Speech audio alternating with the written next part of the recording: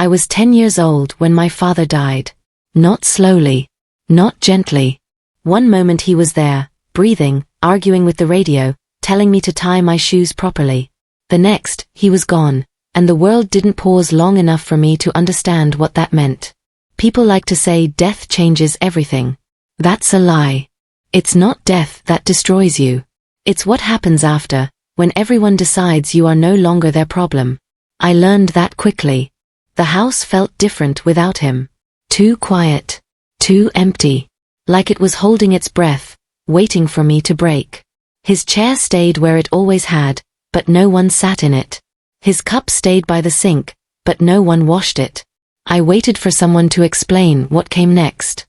No one did. They told me to be strong. They told me he was in a better place. They told me I was brave for my age. Then they left. One by one. Family first. Then neighbors. Then the people who promised they'd check in. Promises dissolve fast when grief becomes inconvenient. When food costs money. When a child becomes a burden instead of a story people whisper sadly about. At 10 years old, I learned how quickly love expires. I learned that adults don't abandon you all at once. They do it in pieces. Missed visits. Unanswered calls. Empty cupboards. Doors that stay closed a little longer every day. I learned how to make myself smaller. Quieter. Easier to ignore. Because when you are alone, being noticed is dangerous. I learned hunger early. Not the dramatic kind where you collapse in the street, but the slow one. The kind that gnaws and waits. The kind that teaches you how long you can go without eating before the dizziness becomes normal. Before the shaking stops being scary. I learned how to stretch meals. How to pretend I wasn't hungry when people asked. How to smile so no one would look too closely. I learned that asking for help made people uncomfortable. So I stopped. At night, I lay awake listening to the house settle. Every creak sounded like footsteps that never came. I replayed my father's voice in my head because I was terrified that one day I would forget it. That if I forgot his voice, it would mean he had really disappeared. And if he disappeared completely, then so would I. School became another place I survived instead of belonged. Teachers looked at me with that careful expression adults wear when they don't know what to do with you. Pity mixed with relief that you weren't theirs to fix. Other kids noticed the clothes that didn't quite fit. The lunches that didn't exist. The way I flinched when people raised their voices. They didn't need explanations. Children can smell weakness. By the end of that year, I understood something most people don't learn until much later. Losing my father didn't make me weak. Needing people did. So I stopped needing. I stopped crying where anyone could see. I stopped expecting kindness. I stopped believing that survival was something you were given. It was something you stole. Every day became a calculation. What could I endure? What could I hide? What parts of myself needed to disappear so the rest could keep going? Some nights, I pressed my hand to my chest just to feel my heart beating, just to remind myself that I was still here. That whatever the world was trying to erase, it hadn't succeeded yet. I talked to my father then. Not out loud. Just inside my head. I told him I was trying. That I was doing my best. That I was still alive, even when it felt like the world would have preferred otherwise. I didn't understand yet that survival was changing me. That the quiet girl everyone overlooked was becoming something harder. Colder. More dangerous. Because when a child learns too early that no one is coming to save her, something inside her sharpens. It adapts. It remembers every slight, every empty promise, every closed door. And it waits. I wasn't broken. I was being forged. They thought my story ended when my father died. They were wrong. That was only the moment I learned how to live without mercy. And I would never forget who taught me that lesson. I learned quickly that grief doesn't make space for survival. Hunger does that. Cold does that. Fear does that. The morning after my father died, the world didn't pause the way I thought it would. The sun still came up. People still walked past our house. Cars still moved. Somewhere, someone laughed. I remember standing in the doorway, barefoot, staring at the street, waiting for someone to notice that my world had ended. No one did. By the third day, the house felt wrong. Too quiet. Too empty. His chair untouched. His shoes still by the door. The smell of him lingered in the air. Soap and sweat and something warm that made my chest ache. I slept on the floor that night because the bed felt too big without his breathing in the next room. They came after the funeral. Not to help. To decide. Relatives I barely knew. Neighbors who had never asked my name. Voices low, careful, as if I weren't sitting right there. As if I were furniture. As if I couldn't hear words like burden and problem and what are we supposed to do with her now. No one asked what I wanted. They argued about money. About responsibility. About who had room and who didn't. About whose life would be disrupted if they took me in.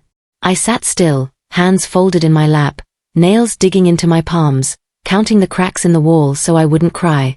Crying made adults uncomfortable. I'd learned that early. When the decision was made, it wasn't announced. It just happened. My clothes were packed into a single bag. Not everything. Only the things they decided I'd need. The rest stayed behind with the life I wasn't allowed to keep. They dropped me off before sunset. I remember watching the car pull away. The way the dust rose behind it. The way the sound of the engine faded until there was nothing left but silence and the weight of knowing I was officially alone. I was 10 years old. That was the day survival stopped being a concept and became a job. The place they left me wasn't cruel on purpose. That was almost worse. It was a house that didn't feel like mine, filled with rules that changed depending on the mood of the adults inside it. I learned when to speak and when to disappear. I learned how to make myself small. How to eat less so no one could complain. How to stay awake late listening, just in case my name was said behind closed doors. I learned how easily love becomes conditional. School became a battlefield I hadn't trained for. Other kids still had parents waiting at the gate. Packed lunches. Hands on shoulders. Questions like how was your day? I had none of that. I had silence and a knot in my stomach that never really went away. They asked about my father once. Just once. What happened to him? I said the truth. He died. They didn't ask anything after that. Death made people uncomfortable. Easier to look away. At night, I talked to him anyway. In my head. In whispers I barely breathed out. I told him what I ate. What I learned. What scared me. I asked him what to do when the world felt too sharp and I felt too fragile to exist inside it. He never answered. But I survived. Not because I was strong. Not because I wanted to. Because something inside me refused to let go. A stubborn, quiet thing that whispered, not yet. Even when I was cold. Even when I was hungry. Even when the shame crawled up my spine and settled behind my eyes. I started noticing things then. How people's voices changed when they lied. How rooms felt heavy before arguments. How danger had a smell. Sharp, metallic, wrong. I didn't know what to call it. I just knew when to move and when to stay still. It scared me at first. It felt like being different. Like being wrong. But it kept me alive. I learned how to listen without being seen. How to remember faces. How to store moments like weapons, waiting for the day I might need them. I learned that adults weren't gods. They were just bigger children with more power and better excuses. And power, I realized, was the real reason my life had fallen apart. When my father was alive, I was protected. Seen. Anchored. When he died, that protection died with him. That was the injustice of it. Not that he was gone, but that the world immediately decided I was expendable without him. As if my value had been tied to his presence. As if I had no right to exist on my own. That thought burned something into me. I stopped wishing for rescue. I stopped waiting to be chosen. If the world wasn't going to protect me, I would learn how to protect myself. I didn't know yet what that would look like. I didn't have power. I didn't have money. I didn't even have certainty. But I had memory. And awareness. And a growing understanding that survival wasn't just about staying alive. It was about refusing to disappear. By the end of that first year without him, the girl I'd been, the one who believed adults always knew best, who believed family meant safety, was gone. In her place was something quieter, sharper, watching, still afraid, still grieving, but no longer helpless. And whatever the world thought it had taken from me when my father died, it was wrong about one thing. It hadn't taken everything. Not even close. I learned quickly that hunger changes how you think. At first, it's just a noise in your stomach, something you can ignore if you sit still long enough. By the third day, it becomes a voice. Not loud. Not dramatic. Just constant. It follows you everywhere, whispering reminders of everything you don't have and everything you can't afford to feel. I stopped counting the days after my father died. Time didn't matter anymore. What mattered was morning and night, light and dark, whether I had eaten, whether I was safe, whether I would still be alive when the sun came up again. People assume death is the worst thing that can happen to a child. They're wrong. The worst thing is what comes after. After the condolences stop. After the food people bring runs out. After everyone decides your grief has lasted long enough and their lives need to move on. That's when you find out who stays. And who quietly disappears. I slept on the floor most nights. Not because there wasn't a bed, but because beds felt like something you had to earn. The room felt too big without him in it. Too quiet. I could hear everything. The walls settling, the pipes knocking, my own breathing. Sometimes I stayed awake just to make sure I was still there. I used to think my father was loud. I didn't understand silence until he was gone. School became unbearable. Not because of the work, but because of the way people looked at me. Teachers spoke softer, like I might break if they used their normal voices. Other kids stared and then looked away too fast, like grief was contagious. Some were kind. Some were cruel. Most just didn't know what to do with a girl whose world had ended before lunch. I stopped raising my hand. I stopped talking unless I had to. Invisible was safer. At home, things got worse. The adults argued in low voices, thinking I couldn't hear them. About money. About responsibility. About what was going to happen to me. No one ever asked me what I wanted. They spoke around me, over me, as if my presence was temporary. As if I was already halfway gone. I learned to make myself small. To take less. To need less. To exist quietly enough that no one would decide I was a burden. At night, I replayed the last conversation I'd had with my father. I didn't even remember the words clearly. Just his voice.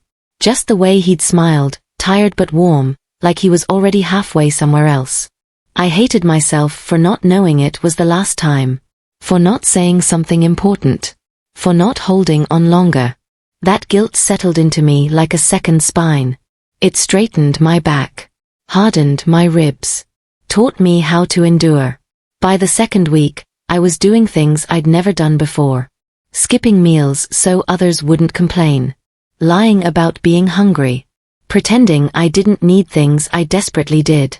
Survival became a series of quiet calculations. What could I go without today so I could last until tomorrow? I watched adults carefully. Studied their moods. Learned when to speak and when to disappear. I could tell when someone was about to snap just by the way their shoulders tightened. I could feel tension before words were spoken. It wasn't magic. It was necessity. Children who are safe don't need to learn those things. Children like me do. Some nights, I went to sleep convinced I wouldn't wake up. Not because I wanted to die, but because I was so tired of holding everything together with hands that were too small. I pressed my face into my sleeve to muffle the sound when I cried. Loud grief annoyed people. Quiet grief was tolerated. So I learned to be quiet. There were moments, brief, dangerous moments, when anger flared hot enough to scare me. Anger at the world. At the adults who failed me. At a system that decided a 10-year-old girl was old enough to understand loss but too young to deserve protection. I swallowed that anger whole. Anger, I learned, was not allowed. Strength was. Or at least the appearance of it. One afternoon, I stood in front of the bathroom mirror and barely recognized myself.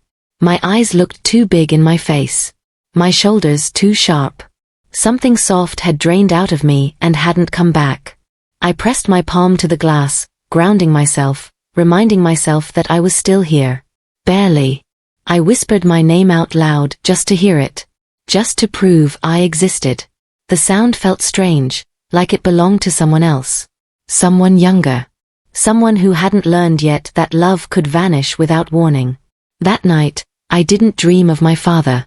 I dreamed of standing alone in a place with no walls. No voices. No one to tell me what I was allowed to feel. I woke up with my heart racing and a strange sense of calm in my chest. Not peace. Something harder. Resolve. I didn't know what the future looked like.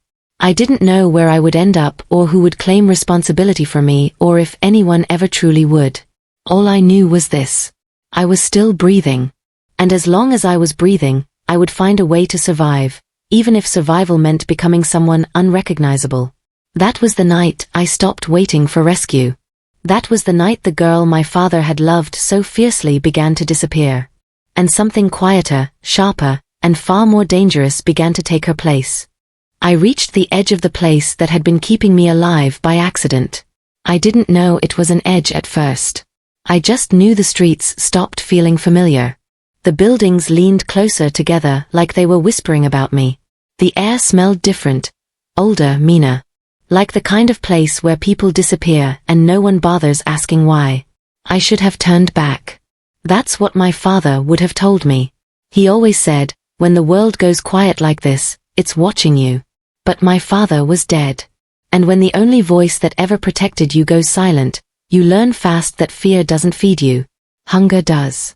I was 10 years old and already knew which dumpsters were safe to search and which ones belonged to men who didn't like kids touching their trash. I knew how long I could stay in one place before someone noticed me too much. I knew how to sleep sitting up so no one could tell if I was alone. What I didn't know was how much worse things could get when you crossed a line you didn't see coming. The alley opened into a dead end. Brick wall. Rusted fire escape. No exits except the way I came. That's when I felt it. That pressure. That awareness. The same feeling I'd had at the funeral when everyone cried except me. When I realized no one was going to step in and save us. When the social worker stopped calling. When the neighbors stopped pretending not to hear my stomach growl. That feeling that says, you are being measured. Hey. The voice came from behind me. I didn't turn right away. Turning too fast shows fear. That was another thing I learned after my father died. Fear invites things. Kid, the voice said again. You lost. I turned slowly. 3 of them. Older. Bigger. Not drunk, which somehow made it worse. Their eyes weren't wild. They were calculating. The kind of eyes that decide what you're worth before you even open your mouth. I'm leaving, I said. My voice didn't shake. I was proud of that. One of them smiled. Not kindly. You came pretty far for someone just passing through. I felt my heart start to pound, but I kept my face still. My father used to say, if you panic on the outside, they already own you. I backed up until my shoulders hit the brick wall. Nowhere left. That was when the anger came. Not loud. Not explosive. Cold. The kind that settles deep in your bones and says, I will not disappear quietly. I didn't steal anything, I said. I didn't break anything. I'm just trying to eat. The tallest one tilted his head. That's so. I nodded. My dad died. The words slipped out before I could stop them. For half a second, something flickered in his expression. Something human. Then it hardened. Not my problem, he said. That was the moment something inside me shifted. Because I finally understood something my father had been trying to teach me without ever saying it out loud. No one cares why you're starving. They only care whether you're weak enough to take advantage of. My hands curled into fists at my sides. I felt small. I felt trapped. I felt 10 years old in a world that liked children better when they were quiet or gone. And then I felt something else. Focus. Clarity. Like a switch flipping in my chest. I straightened my back. Not because I was brave. Because I was done begging. You should move, I said. The words surprised even me. One of them laughed. Or what? I met his eyes. And I didn't look away. I won't disappear, I said quietly. And if you touch me, someone will notice. That wasn't entirely true. But it sounded true enough. Silence stretched between us. Heavy. Dangerous. The tallest one studied me again, slower this time. Not as prey. As a problem. Scrappy, he muttered. Come on. Not worth it. They backed off. Not fast. Not afraid. But they moved. When they were gone, my knees gave out. I slid down the wall and pressed my forehead against the brick, breathing through the shaking. My whole body felt like it had been stretched too tight and finally released. I didn't cry. I didn't thank anyone. I didn't whisper my father's name. I just sat there and let the truth sink in. Surviving wasn't about being good. It was about being unignorable. That night, as I curled up under a stairwell I hadn't used before, I understood something terrifying and powerful. The world had crossed me off its list. So I would have to carve my name back into it myself. And I would. Not loudly. Not quickly. But permanently. I learned his name on the day I realized surviving wasn't the same thing as living. Up until then, survival had been simple. Ugly, painful, exhausting, but simple. Wake up. Don't cry where people can see you. Don't look weak. Don't expect help. Don't hope. Hope was expensive, and I had nothing left to spend. After my father died, the world became a series of closed doors. Some slammed in my face. Others were never opened at all. Teachers looked at me differently. Neighbors spoke in lowered voices. Relatives who once smiled now avoided my eyes, as if grief were contagious and I carried it in my skin. I was 10 when he died. 10 when I learned that love, without protection, meant nothing. People say children are resilient. What they mean is that children don't have a choice. I learned to make myself small. Learned when to speak and when silence kept me safer. Learned that hunger could be ignored if you stayed busy long enough. Learned that the worst pain wasn't physical, it was realizing no one was coming to save you. Then he noticed me. Not at first. No one ever noticed me at first. It happened slowly, the way danger always does. A look held half a second too long. A voice using my name when no one else bothered to learn it. Questions disguised as concern. You all right, kid? I nodded. I always nodded. Adults liked nodding. It made them comfortable. It told them they didn't need to do anything more. But he kept watching. I felt it before I understood it. That tightening in my chest. That instinct that told me to stay alert, to measure every word, every step. The same instinct that had kept me alive since the night my father didn't come home. He worked near where I slept sometimes. Not officially. Nothing official existed for kids like me. Places existed in the cracks of the city. Half-lit corners. Temporary shelters. Buildings people stopped caring about. He wasn't cruel. That's what made him dangerous. Cruelty was loud. Obvious. Easy to run from. He was quiet. You shouldn't be alone, he said once, handing me food like it was nothing. Like kindness didn't come with conditions. I wanted to believe him. God, I wanted to. That was my flaw. Not weakness. Not stupidity.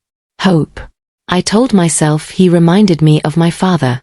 That was the lie I used to justify staying still when every instinct whispered move. My father had been gentle. Protective. The kind of man who shielded instead of demanded. When he died, he took that safety with him, and I'd been bleeding out ever since, slow and invisible. So when this man spoke softly, when he didn't raise his voice, when he looked at me like I mattered, something inside me cracked. I forgot the rules. I answered questions I shouldn't have. Let him know my age. Let him know I had no one. I watched his eyes change. Just slightly. Just enough. Predators don't bare their teeth right away. I learned his name the night he followed me. I noticed the footsteps first. I always did. Hunger sharpened your senses. Fear sharpened them more. I turned corners I didn't need to turn. Slowed when I should have hurried. Reflected glass showed me a shadow keeping pace.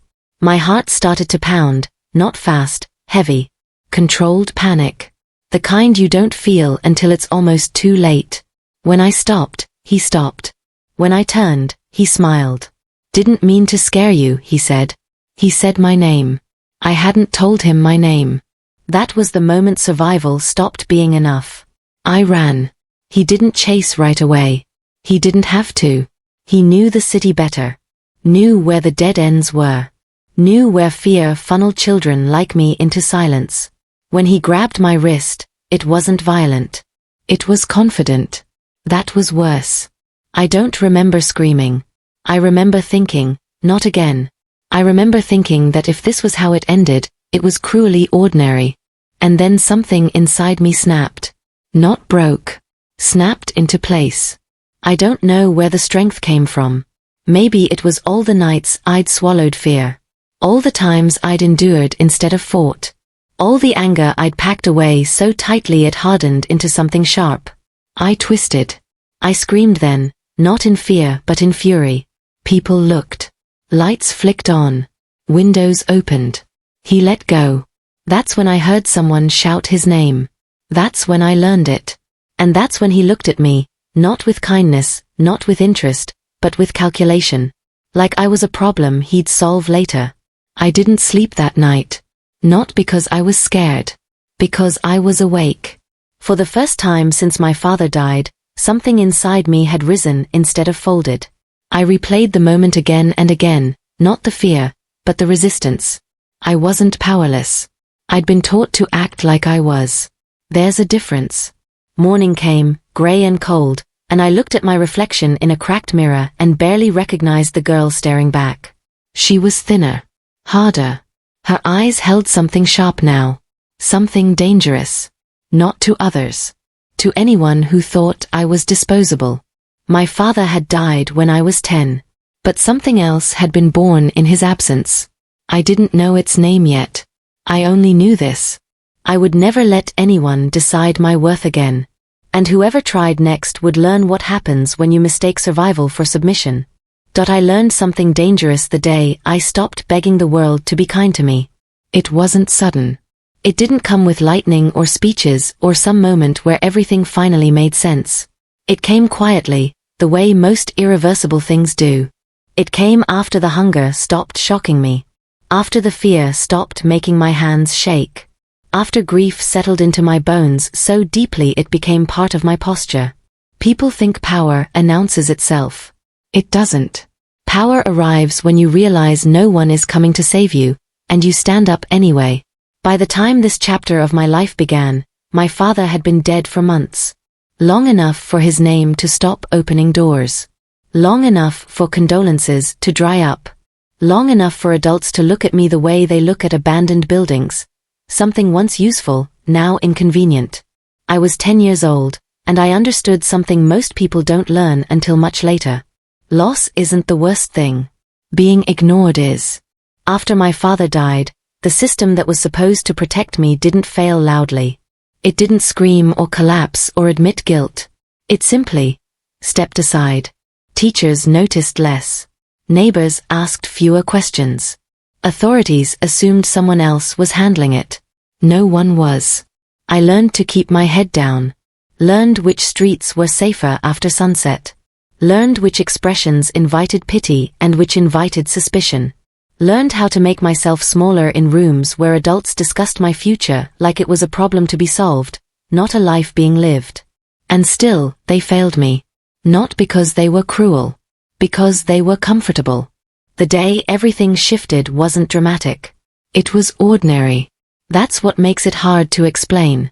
I was standing in line somewhere I shouldn't have been, waiting for something I couldn't afford, rehearsing excuses in case someone noticed me. My stomach hurt the way it always did now, not sharp pain, just a constant reminder that survival required attention. A woman behind me sighed loudly. Some people, she muttered. Kids like that shouldn't even be here. Kids like that. She didn't know my name. She didn't know my story.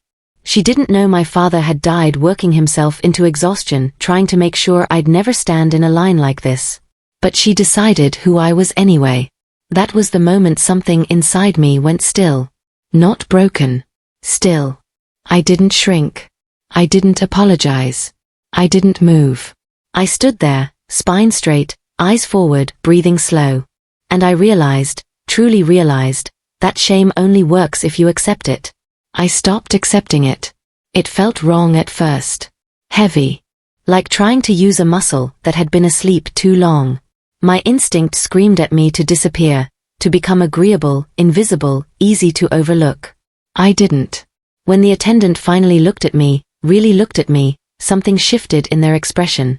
Not kindness. Not warmth. Recognition. I wasn't begging. I wasn't pleading. I was standing. That was the first time I understood that people sense weakness the way predators do, not because they're evil, but because the world rewards certainty. And I was done bleeding in public. From that day on, I changed the way I moved through the world. I watched more than I spoke. I listened for patterns. I memorized routines. I learned when to ask and when to wait. I learned that rules bend for people who act like they belong. I learned how to belong to myself. It didn't make my life easier. Not at first. But it made it mine. There were nights I still cried. Quietly.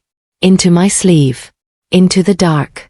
Nights when my father's absence felt so loud I thought it might crack my ribs open from the inside. Nights when I whispered his name just to make sure it still existed. But something fundamental had changed. I wasn't waiting anymore.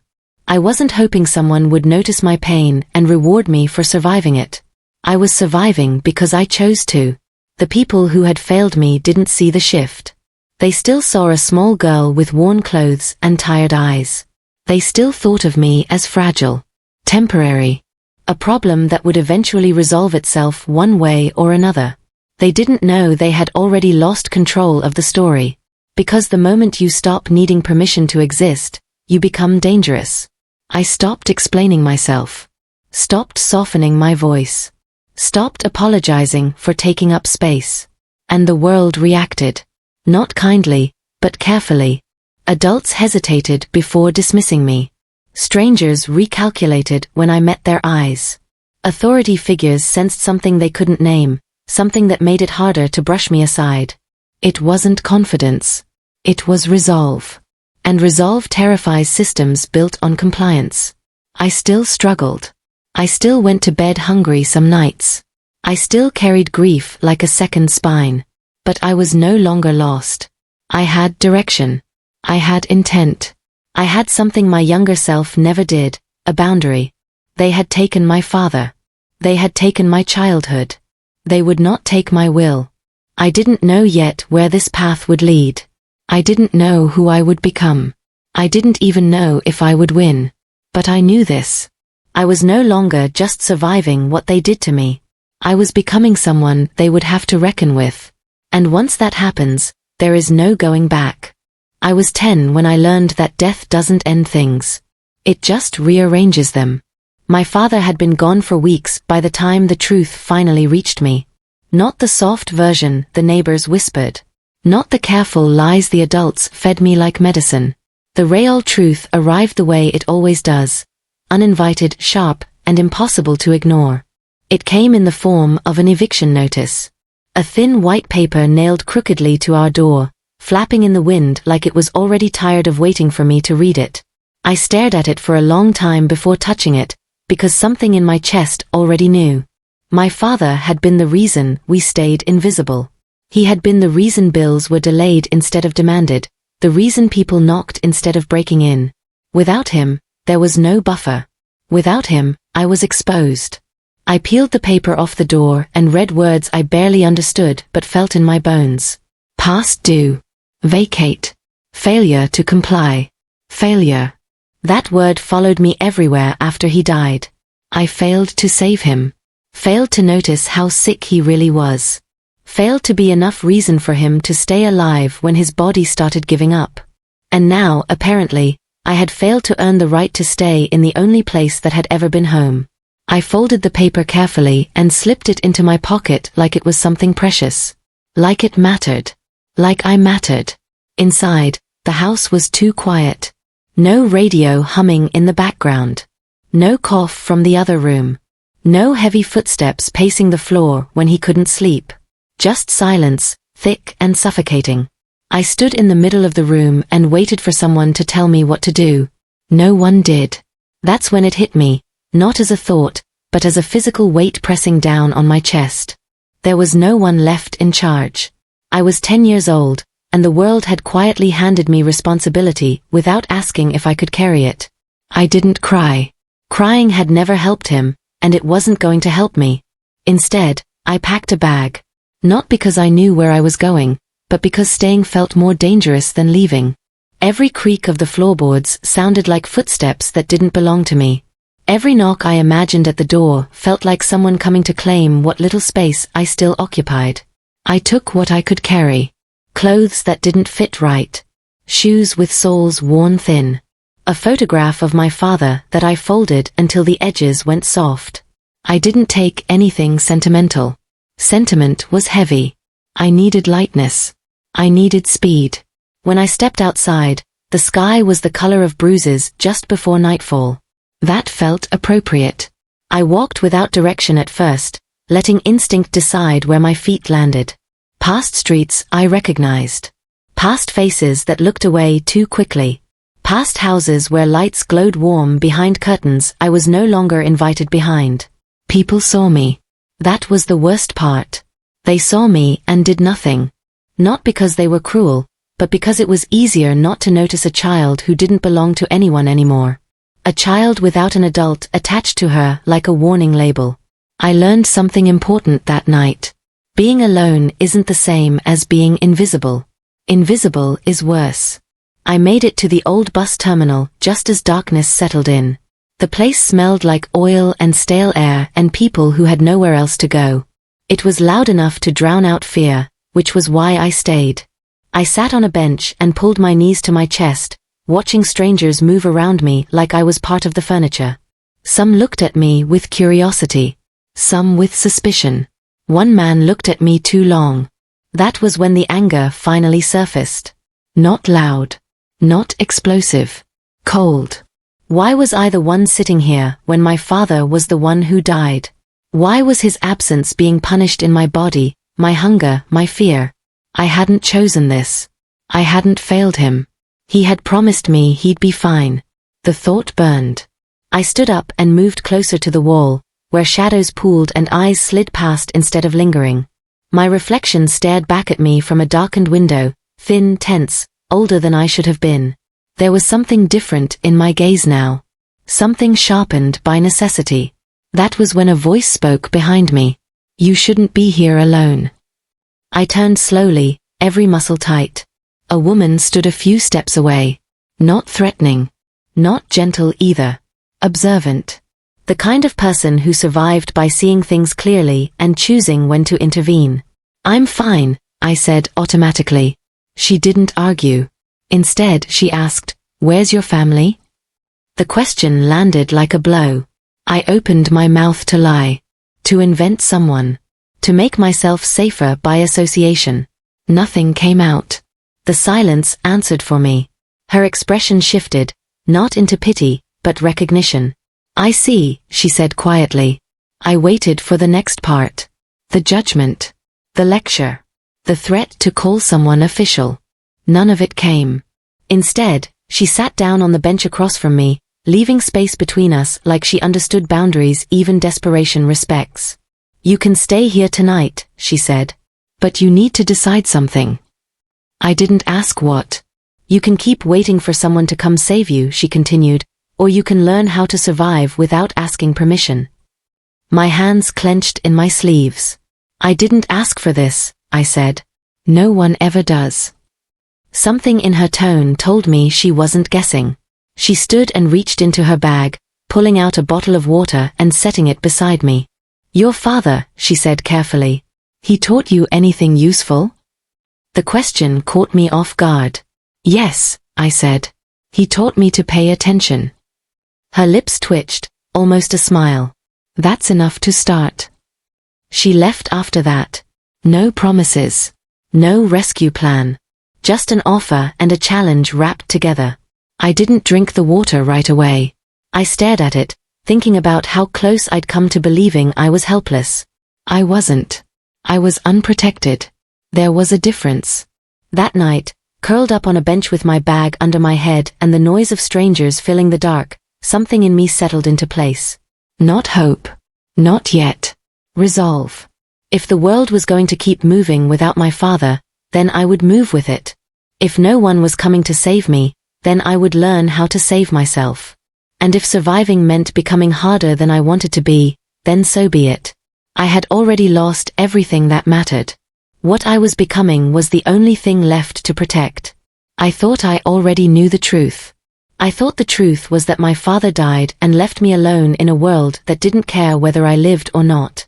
I thought the truth was that struggle was normal, that hunger was deserved, that silence was safer than hope. I thought the truth was that I was weak because I couldn't stop any of it from happening. I was wrong.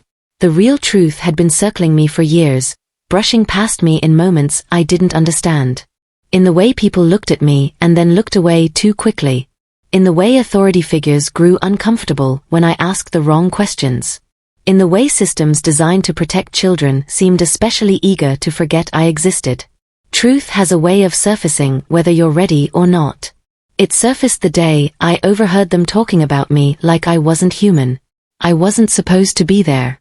I'd stayed late, cleaning, doing what I always did, making myself useful enough to be tolerated. My hands were sore, my back ached, but I didn't complain. Complaints had consequences. Silence kept you alive. That's when I heard my name. Not shouted. Not spoken with concern. Spoken casually. Like a problem being discussed over paperwork. "She's still here?" someone asked. Unfortunately, another voice replied. "We've done what we're required to do. The rest isn't our responsibility." "She doesn't have family?" "She did. Father's dead. No one else stepped forward." "So what happens to her?" There was a pause. Papers shuffled. A sigh. "She'll age out. Or disappear. They usually do." Disappear. They didn't say it like it was tragic. They said it like it was efficient. Something inside me cracked then. Not loudly. Not dramatically. Just a clean, silent break, like bone under too much pressure. I walked away before they could see me. I walked until my legs gave out and I sank down behind the building, pressing my hand over my mouth so no one would hear the sound I made. That was when I understood. My father hadn't just died. He had been the last thing standing between me and erasure. When he was alive, I was someone's responsibility. Someone's daughter. Someone who belonged somewhere, even if it wasn't perfect. When he died, that protection vanished, and the world did what it does best. It sorted me into a category. Disposable. Everything after that clicked into place. The closed doors. The missed calls. The promises that dissolved into nothing. It wasn't bad luck. It wasn't coincidence. It wasn't because I was difficult or ungrateful or wrong. It was because no one benefits from saving a child who can't give anything back. And once I saw it, I couldn't unsee it. The shame I'd been carrying for years, like a second skin, heavy and suffocating, didn't belong to me. It had been placed on me. Carefully. Systematically. By people who needed to believe that my suffering was justified, because the alternative would mean admitting they chose convenience over compassion. That night, I didn't cry. I sat on my bed and stared at my hands. They were scarred now. Rougher than they should have been at my age. Hands that had learned how to work, how to endure, how to keep going even when there was nothing left to hold on to. Hands that proved I hadn't disappeared. They wanted me small. Quiet. Grateful for scraps of attention. Afraid to ask for more. Afraid to take up space. And I had been. For a long time. But something had changed. Not suddenly. Not magically. It was more like a slow ignition, a heat building under the surface. All those nights I survived. All those mornings I got up anyway. All those times I swallowed my pain and kept moving. I wasn't surviving because I was weak. I was surviving because I was resilient. Because somewhere along the way, without realizing it, I had developed something they hadn't planned for. A will. The next time someone looked at me like I was a burden, I met their eyes instead of lowering mine. The next time I was spoken over, I spoke again. The next time I was told to wait, I asked why. It didn't make me popular. But it made me visible. And visibility is dangerous to systems built on silence. People started reacting differently to me. Not kinder. Wary. Like they could sense the shift but didn't know how to name it. I wasn't loud. I wasn't aggressive. I was simply no longer shrinking. I began to understand that power doesn't always arrive as strength. Sometimes it arrives as clarity. I saw now that everything I had endured had been shaping me, teaching me how to read rooms, how to sense intentions, how to navigate danger before it announced itself. I had learned to survive abandonment, neglect, indifference. I had learned the truth of the world far earlier than most. And that knowledge, earned the hard way, was something no one could take from me. I thought of my father then.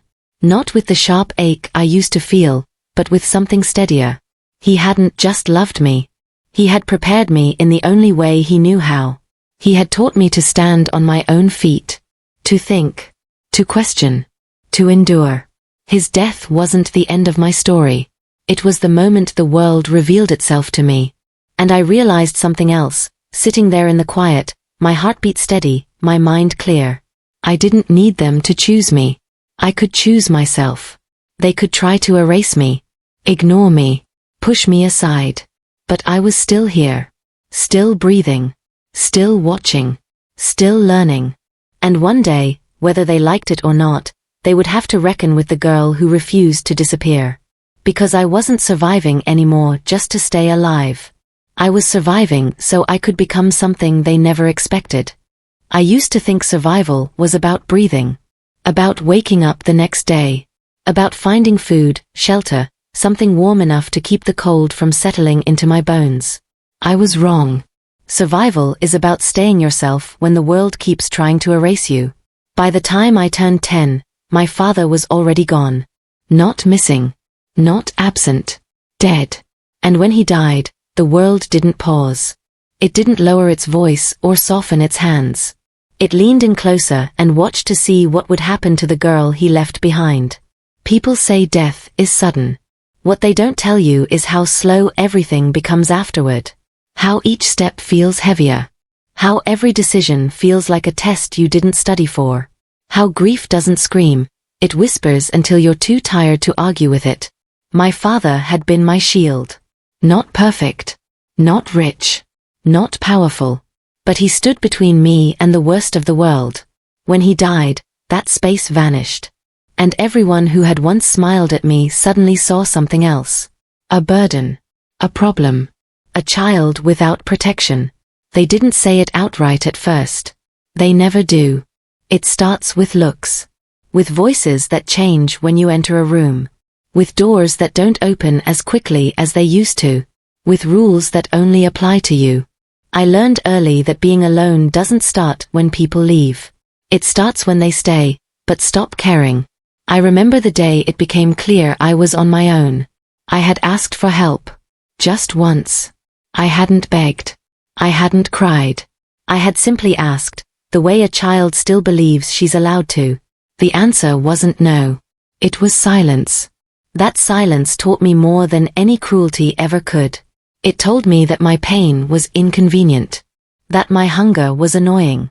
That my grief was something people expected me to manage quietly, neatly, without disturbing them. And so I learned. I learned how to make myself smaller. Quieter. Easier to ignore. I learned how to swallow words before they escaped my mouth. How to nod when I wanted to scream. How to smile just enough to avoid questions. But the world has a way of punishing you even when you do everything right.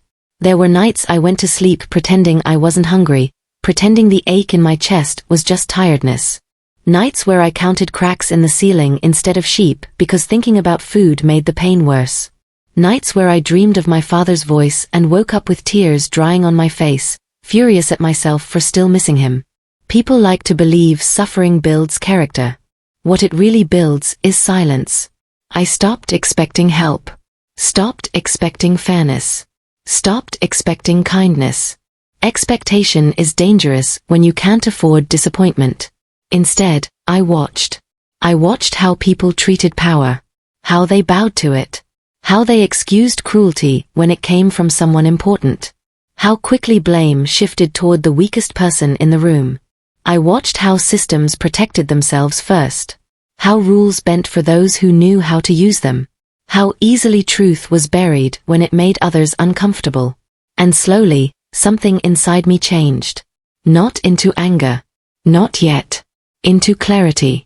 I realized no one was coming to save me. No authority figure. No kind stranger. No invisible hand guiding me toward safety.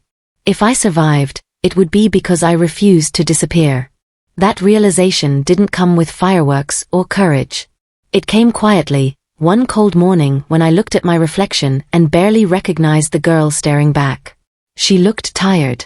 Older than she should have been. Sharper around the eyes. But she was still there. I started choosing myself in small ways. Taking up space even when it made others uncomfortable. Speaking when my voice shook.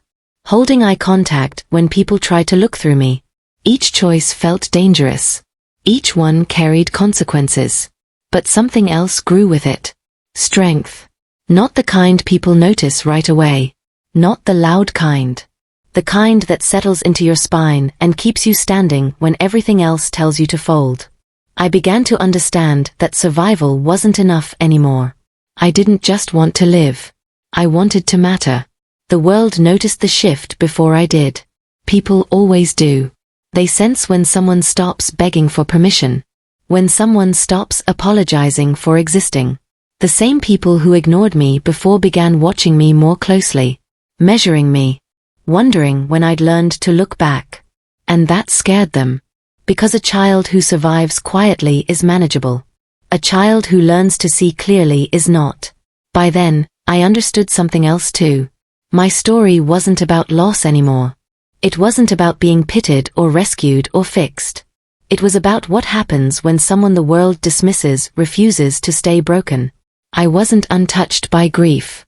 I wasn't healed. I wasn't safe. But I was awake. And once you wake up to how power works, once you see the patterns, the lies, the way people decide who is valuable and who isn't, you can never unsee it. They thought my father's death would break me. They thought time and neglect would wear me down until I accepted whatever scraps I was given. They were wrong. Because while they were busy deciding I didn't matter, I was learning exactly how much I did. This isn't the story of a girl who was saved. It's the story of a girl who stayed. Who endured. Who refused to vanish. My father died when I was 10.